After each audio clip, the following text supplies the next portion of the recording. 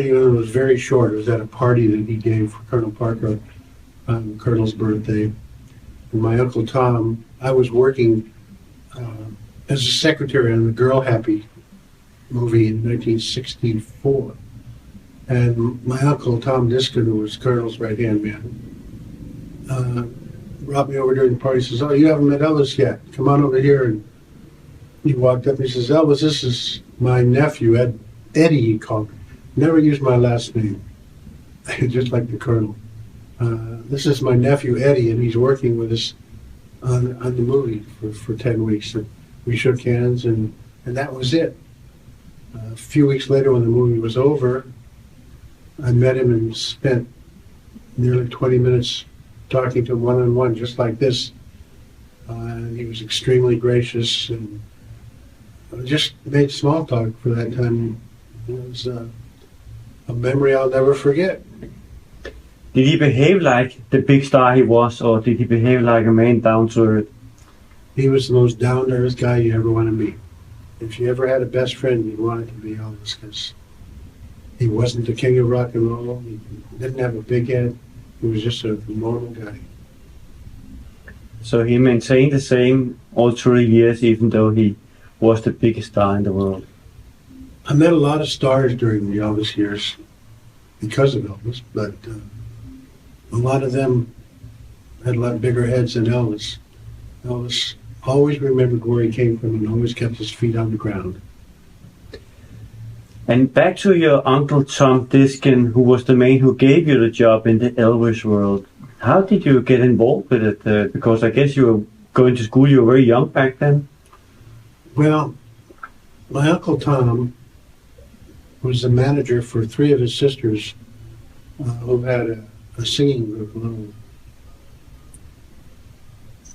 what were their names? The Little Dickens. The Little Dickens. So back in the 50s, he traveled around doing shows with them all over. And it was during one of those tours that he met Tom Parker before he started using the Colonel designation. And they got to be friends, and we lived in Chicago at the time where all the Diskins and the Bonjas lived. And Tom would bring Tom Parker over to our house with his wife sometimes for family get-togethers and celebrations, and he became like part of our family, our extended family. Then when we moved to California, they were out there because Elvis was discovered and became very big. And they were out in California a lot. And the Colonel and my Uncle Tom would come to our house, every week or so for dinner. We'd like to come for Sunday afternoon dinner. And it just went on from there. So when they started doing movies, they were out in California an awful lot. And in 1964, I got a call from the Colonel.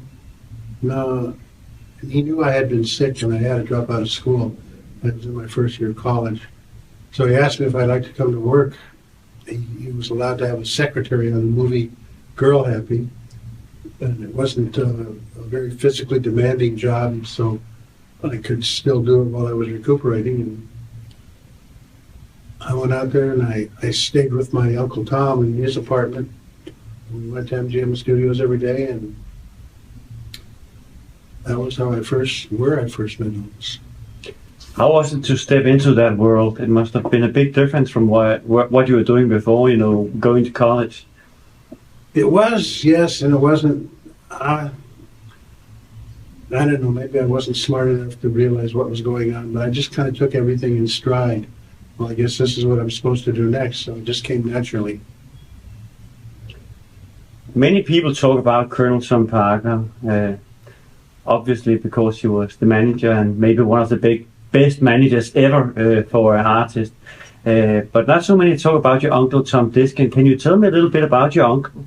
How was he as a person, and what was the things he was doing for Elvis and for the Colonel? Uncle Tom was great. He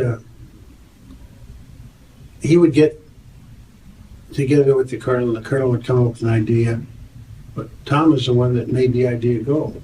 He knew how to put it together. And he didn't like to be out front. He always wanted to stay in the background. He'd tell me, he says, when you see the camera start rolling, get out of the way because you don't want to be in them. I don't know why, but that's what he felt. But he really, he was out setting up tours and taking Elvis around from the very beginning.